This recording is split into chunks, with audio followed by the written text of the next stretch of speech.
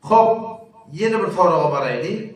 Beyet etmeklik, soğuksuzda kol vermeklik, ölen adama kol versen kolayan gibi soruyor. Yine hakikaten bizim Türkmen ile aramızda şeylik verirler var.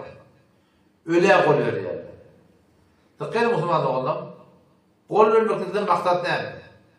Şol adamın yanına varmak, şol gururuna kulak atmak, din diyanatın orada şonun maslahat almak, şol aydanına amal etmek, oşa tuğratında şol gururuna oturup, şol cedetinde oturup, şol imanlık var, yüreğindeki var imanın, bir de devarak suratında hem töhbet bolmaklık bilen marakın bir eserin gelmekliği. Öyle adam ölüp gidiptir. O cennet be, cenneti örpeti, cenneti olsa. O öyle edilmeli. Bana sana ölen adam niyette yol koymeli. Niyette netihat vermeli.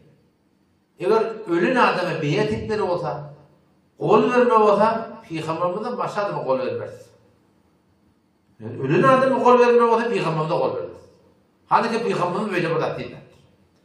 İnanırken yanımda İmam Rabbani rahmetullahi aleyh'ten üstada mektubatından aydıp vereyim. Sahafla başlıklarının biri. İmam Rabbani rahmetullahi aleyh'in üstlenci defterinde.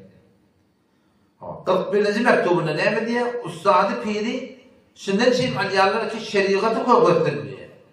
Öyle adamı da şeriat koygulatıyor mu? Ve şunun bereketinden din diyanata diye etiqat taydan diye yenilik tavılır diye. Başta bıraktın şimdi dediktir. O şu taydan ölen adamda bir de yok koymak yok oluyor.